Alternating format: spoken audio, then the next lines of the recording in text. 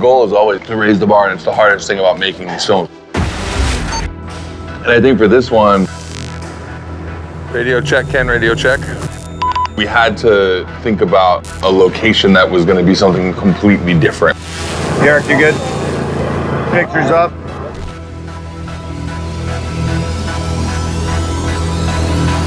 Look alive, everybody.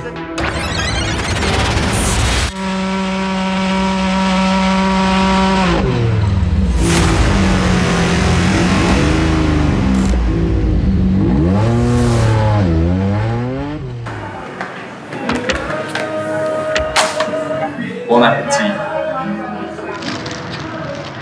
So yeah, Climkana 2.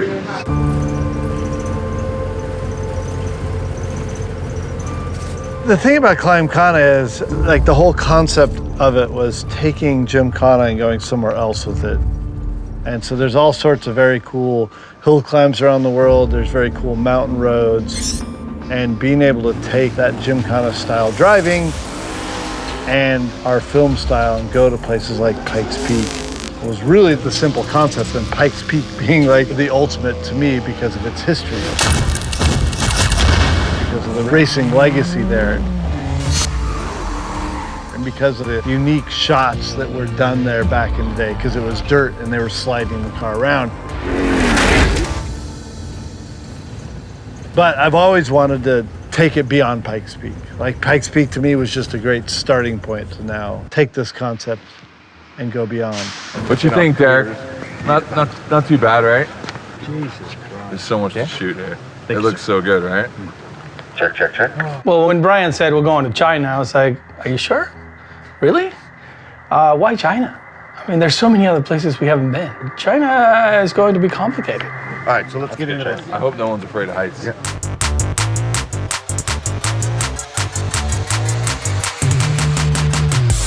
So the road we picked for Climkana 2 is a highway on Tianmen Mountain. And Tianmen looks like something plucked out of Avatar with amazing hill climb rally road built in the middle of it. So I found this road literally by seeing a photo. It was actually like really small, like 72 DPI, like a little image. And this photo was this road wrapping around on itself, and it actually has a part where there's this complex of hairpins. And it was just so unique to see this tunnel where the road actually goes back around itself to loop up. One of the most unique driving situations I've ever seen. It just looked insane. And it also was like in the sky. I think in the shot, like the clouds were below it. So it looked like this just majestic thing. And when we found that, it took us like a year to figure out what it was attached to. I've seen it called Heaven's Gate, but the Heaven's Gate actually is a name for the hole that's at the top of this road. What were the other names for it? Do you remember? The road is also called 99 Corners. Because 9's a really lucky number. 9长久 So they actually built the road, I think, purposely to land on 99, because some corners you're like, that's only half of a turn. And the Chinese have deemed it so dangerous that they don't let the general public drive on it. They only run buses up it. Bus coming up. Watch how close he gets. No fear. Full roll, lifting tire. Yeah, this mountain is absolutely crazy. Look at how sketchy that is we just talked about. That's your pucker moment, huh? That is the pucker moment. Every film has to have a pucker moment.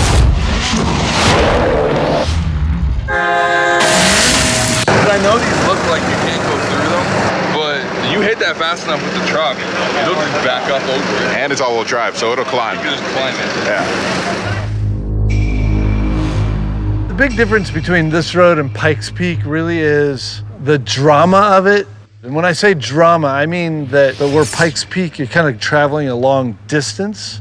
Here, the actual vertical distance is really compressed. It goes really kind of straight up this mountain with a big series of switchbacks, and only 6 to 7 miles, 10 kilometers.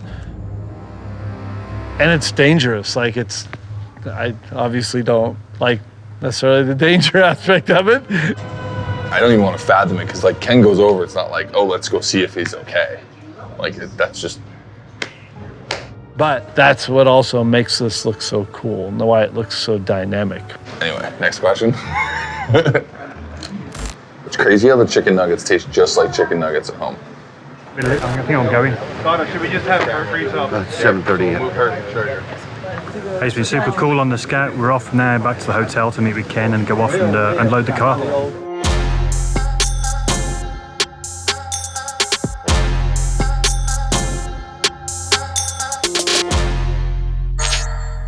It's very important that if we're going to race or we're going to film or we're going to do a demo, that our equipment is 100% right from the beginning. So now we're in China, we're at a national park, but somehow there's a place that does like Fast and Furious style demos.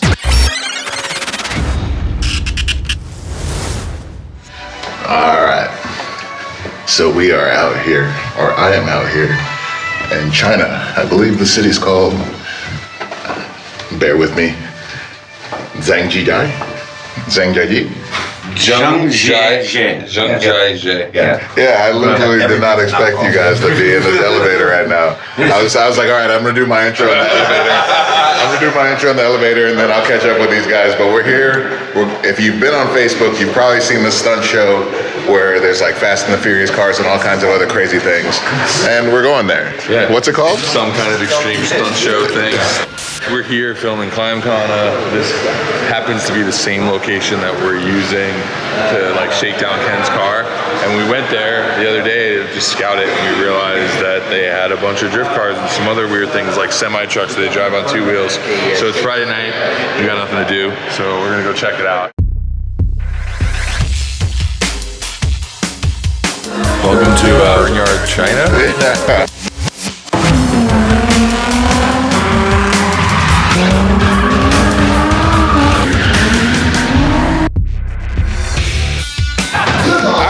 Signed myself up for. Oh!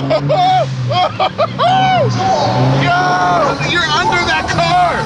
You're under, no! And it worked out perfect for us. So let's see if everything's made it in one piece. Never know if the truck's going to get damaged or something in transit. So fingers crossed everything's okay.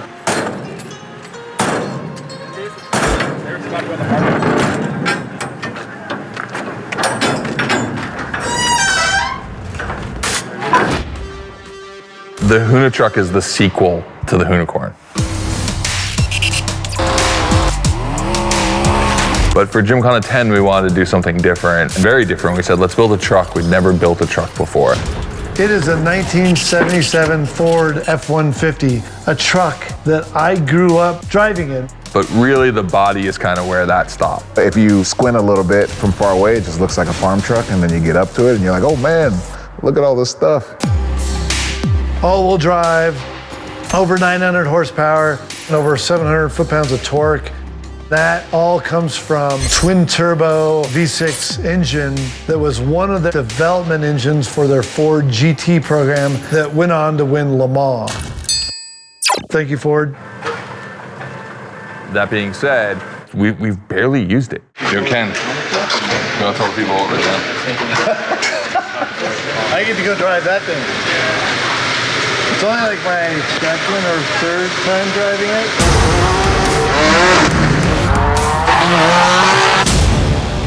So the point of today, Shakedown for Climbkhana here in Zhangjiajie, China. I'm so glad you could say that. I don't even know if I'm saying it right. I'm sure the internet's gonna rip me apart. Just say it with confidence. No, it's Zhangjiajie. Say it with confidence. Yeah, you just say it like you know it.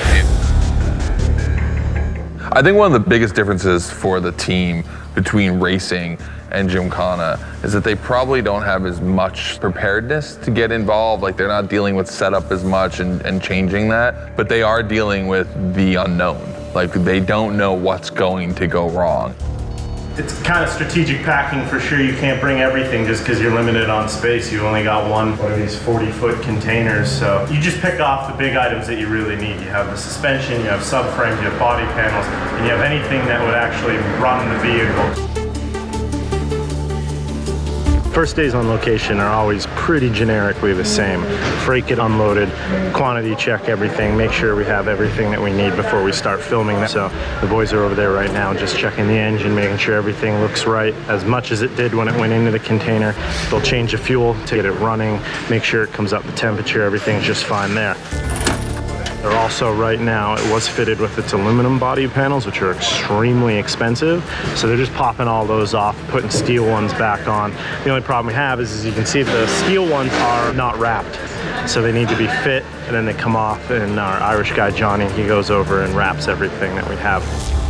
Small changes visually, new hood, white wheels are going on. Oh wait, we have new Toyota tires. What's special about these new tires? It's the same tire they use for Gymkhana Stand, but with a different rubber in it. It's kind of wild, you don't realize how big they are when you see them on the truck. It's supposed to be a 500 treadwear tire, but it has like the compound in it of like a 200 treadwear, like an Archer pulley or something. So extra sticky, extra smoky. We're taking the track after this. Yeah. Set some times. Yeah. This is kind of like this weird hurry up and wait moment. I've been here for over a week. I got here before everyone else did.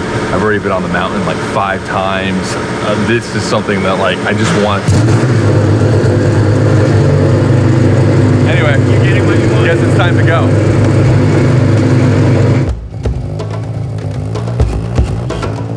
Truck's on the move. It felt good to finally get in the truck and be able to start driving, because that's the beginning. That's how this really starts for me, is when I get in the truck and actually hit the start button and start ripping that thing around.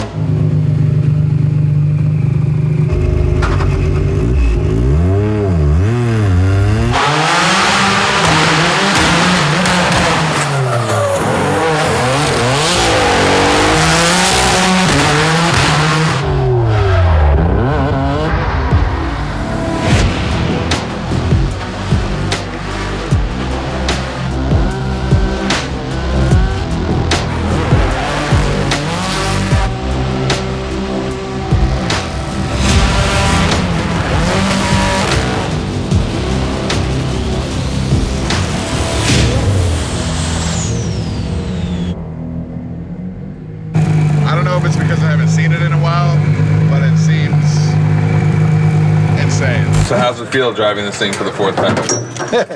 It's good. This surface is really slippery. Oh yeah. I mean, does it look like it's just moving around really easily? It moves really easy. Yeah, this is like the complete opposite of the mountain. But something's wrong with the drivetrain, so What's wrong? Just I don't know. And the good thing is it happened here, but it's good to have something happen now and not sure. up there. The binding of the dips felt a little rough, and then there at the end, it just something let go. I don't know where or what. Felt maybe like a dip. Might be one drive shaft. I don't know. I just didn't want to drive it anymore. On throttle. On throttle straight away. we had a few issues, but that's the whole point. The whole point of shaking something down is teething. We want to see what breaks, and I'm happy it broke today instead of breaking tomorrow.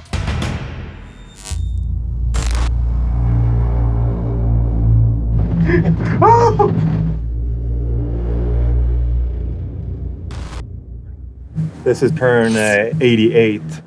Okay, B-More, come over here. Here's the ladder for you, B-More. Yeah.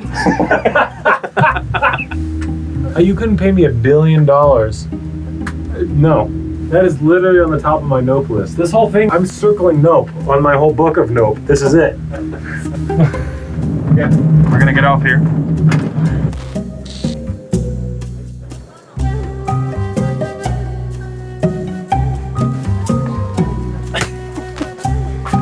Oh, I'm gonna be the first person to hike a 90-pound camera and for the entire tour. We're getting there. It is heavy. I just actually, if you didn't know, I just tripled my rate. It's now 1 million a day. Oh, poor B-More. Let's put slippers on to make it just add a little bit of more drop value to this big ass camera. It's a little slippery with these things. Yeah. Oh. I'm sweating profusely. Do you see how bad I'm sweating? I don't know if it's from nervous or I'm just hot, or both. Well, this is our vantage point, but as you can see, there's gonna be a little bit of foot traffic. Turn 88 is our priority here. The one that looks like a little snake down there. Imagine just following. Oh yeah, for sure. It would be incredible. This mountain is so difficult to shoot, but at the same time, it's also so beautiful. I jokingly said I don't think there's a single bad angle, but it's also trying to get the best angle.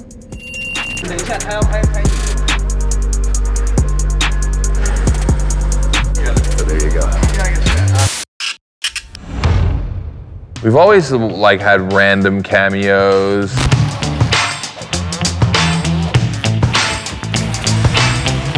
So when we were going to China, the thought was we need a new character that comes out or a new cameo. And since Jackie Chan didn't answer our phone calls, we figured a panda was second best. Can we say that? I want to know, like, how many turns you're gonna do? The guy that we hired, unfortunately, bit of a language barrier. As soon as he comes in behind you, you start moving. And the second one will be a lot tighter. And then on the third one, trying to explain to him what to do was a little difficult. He actually seemed a little concerned. Our friend Vin right here, he hasn't actually done the Segway gag yet. So we're gonna let him feel it here for the first time. So that way, the first time he feels Ken coming around him at 50 miles an hour, it's not on the mountain. I just kept going through in my head, like, how messed up this must be for this guy. Like, he's probably thinking, what did I sign up for? What am I doing here? All right, just locked and loaded with the HHIC in the Hoonitruck. Never ridden in this vehicle before.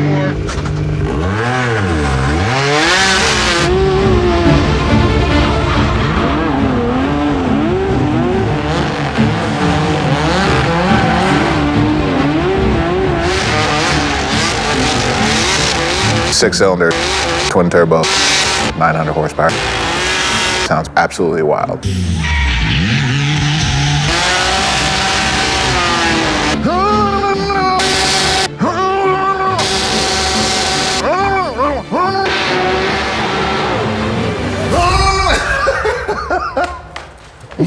I can't get the right pitch. Yeah, you gotta like, you know, yeah, because it's not just a direct sound. It's like a sound hitting something. Yeah, boy. And those were just those donuts. He wasn't even going too fast, and it still feels wild. How do you get used to that? I thought I heard the car breaking up a little bit, and then Derek told me Hertz in there. It's an extra 300 pounds. Excuse me, 285. 285. All right, 285. Get your numbers straight. I haven't even driven in this thing yet. I got to ride first, so I win.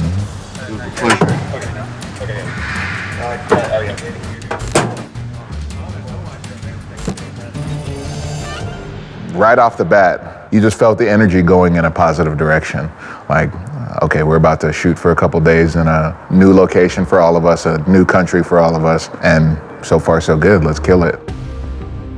At this point, the location's there. Hopefully the camera ops get the shot. We've scouted and done everything here, and now I hate to say it, but it's all up to Ken. That's what I'm really stoked about. Like, I have such an appreciation for this road that it's going to be cool to not only be able to go drive it, but capture it in such a unique way that we're really going to be able to showcase just how wild this road is.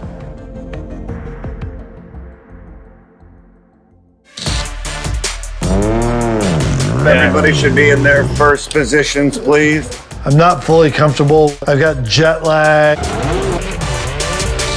It was on tilted fast enough. And there's always something lost in translation. I just want to get going so that I can focus on what I need to do. I think that was it, baby.